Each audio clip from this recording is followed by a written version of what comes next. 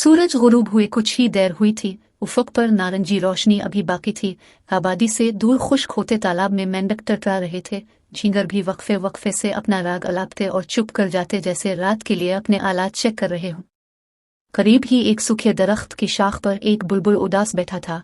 वो ना तो हल जल रहा था, ना कुछ बोल रहा था। ऐसा लगता था कि जैसे चहचहाना भूल गया हो। इसकी आंखों में उदासी तीर रही थी। थोड़ी देर ही गुजरी थी कि दौर एक जुगनू अलिफारता नजर आया। बुलबुल पर नजर पड़ते ही वो सीधा उसके पास चला आया और पुरजोश लहजे में बोला, प्यारे बुलबुल, मुझे मालूम है तुम क्यों उदास हो। तुम्हें अपने घर जाना है, लेकिन अंधेरा हो गया है। आओ मैं तुम्हें छोड़ देता हूँ। एक अरसे बाद आज मुझे नेकी कमाने का मौका मिल रहा है। मैं तुम्हारी मदद के लिए हाजिर हूँ। नहीं, मुझे कहीं नहीं जाना, इसलिए कि मेरा घर बर्बाद हो चुका है। तुम्हारे घर को क्या हुआ? जुगनू ने हैरत से पूछा। जिस दरख्त पर मेरा घोंसला था उसे काट दिया गया है, बल्कि आसपास के सब दरख्त कट गए हैं। बुलबुल भराई हुई आवाज में बोला। हाँ, यहाँ तो बहुत से दरख्त थे, लेकिन अब एक भी नजर नहीं आ रहा। आखिर दरख्त क्यों काटे गए हैं? जुगनू ने आदेर अलिफादेर देखते हुए पूछा। तुम्हें वो शाहरा नजर आ रही है ना, बस इसको चौड़ा करने के लिए?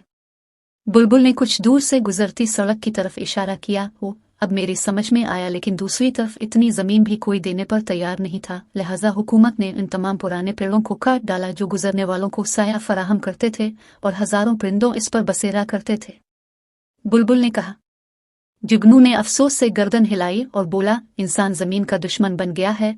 वो दिन बदन इसको बर्बाद कर रहा है। जंगल काटे जा रहे हैं, जिससे मौसम बदल रहे हैं और जगह जगह तबाही आ रही है। इंसान के साथ साथ जंगली हयात को भी नुकसान पहुंच रहा है, लेकिन उसे इसका एहसास ही नहीं। बुलबुल ने आह भरी और बोला, मेरे सब साथी ये इलाका छोड़कर चले गए हैं। कल मैं भी यहाँ से चला जाऊंगा। दोनों खामोश हो गए और उफक पर इस बदली को तकने लगे जिसमें अभी रोशनी की कुछ किरणें बाकी थी। फिर जुगनू धीरे से बोला, हालात बहुत खराब हैं, लेकिन हमें नाउम्मीद नहीं होना चाहिए। इंसानों में अभी ऐसे लोग मौजूद हैं जिन्हें इस तबाही का एहसास है, और वो इसे रोकने की कोशिश करेंगे, खास तौर पर बच्चे। उन्हें तो दरख्त और पौधे बहुत अच्छे लगते हैं।